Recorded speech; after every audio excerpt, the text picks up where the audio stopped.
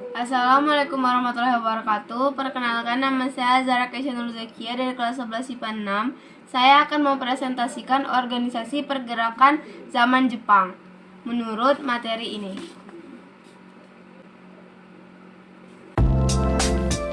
Organisasi pergerakan zaman Jepang. 1.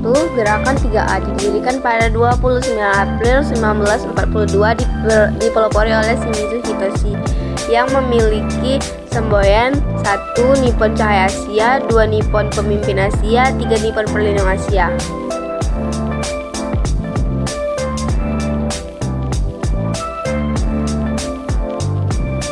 Putra atau Pusat Tenaga Rakyat yang didirikan pada tanggal 29 Maret 1943 dipimpin oleh 4 serangkai IR Soekarno, DRS Mohatta, Ki Hajar Dewantara, KH Mas Mansur. Tujuan didirikannya Putra adalah agar seluruh masyarakat Indonesia membantu Jepang melawan sekutu.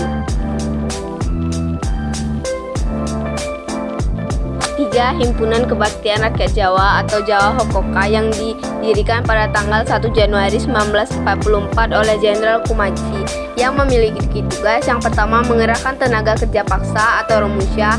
Para romusha ini dipaksa untuk membuat kubu-kubu pertahanan. Yang kedua, membuat lubang perlindungan, lapangan udara, dan lain-lain untuk kepentingan Jepang.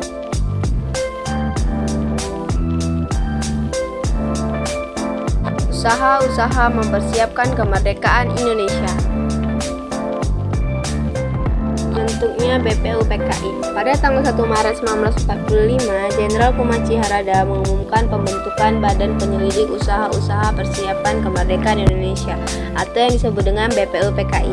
Badan ini bertujuan untuk mempelajari perihal-perihal penting mengenai masalah tata pemerintahan Indonesia yang beranggotakan 60 orang tokoh-tokoh bangsa Indonesia dan 7 orang bangsa Jepang yang tidak memiliki hak suara, yang diketuai oleh KRT Regimen Video Diningrat dan Wakil Ketua Jepang Ichi Bangase, dan dari Indonesia bernama RP Suroso.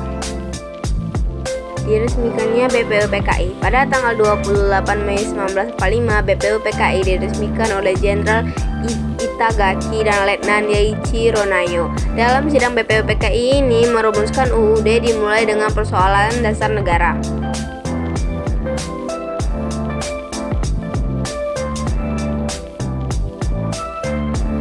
Pada sidang ini ada 3 orang yang mengajukan gagasannya. Yang pertama Mr. Yamin, yang kedua Profesor Dr. Sutomo, dan yang terakhir IR Soekarno. Gagasan yang paling banyak diterima adalah gagasan milik IR Soekarno yang dinamai oleh Soekarno Pancasila. Pada sidang pertama BPUPKI tidak menghasilkan satu kesimpulan dan menunda sidang pada bulan Juli. Sebab itu setiap pada tanggal 1 Juni dikenal sebagai hari lahirnya Pancasila. Bentuknya panitia kecil atau panitia 9. Menunggu masa reses, BPUPKI membentuk panitia kecil atau panitia 9 pada tanggal 22 Juni 1945 yang anggotanya terdiri dari 9 orang. Ke-9 orang tersebut menghasilkan suatu rumusan yang menggambarkan maksud dan tujuan pembentukan negara Indonesia. Rumusan panitia 9 itu kemudian diberi nama dengan Jakarta Charter atau Piagam Jakarta. Sidang kedua BPUPKI. Sidang kedua BPUPKI diadakan pada tanggal 10 sampai dengan 17 Juli 1945. Akhirnya dalam sidang ini membahas tentang rancangan UUD dan pembukaan atau preambul.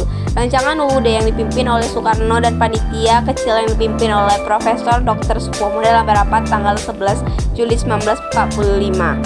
Dalam sidang ini, panitia perancang sepakat bahwa preambul diambil dari Piagam Jakarta. Dalam sidang tanggal 14 Juli 1945, Dr. Sujunbikosa akan mendengarkan laporan hasil kerja panitia perancang yang diketuai oleh IR Soekarno sebagai berikut.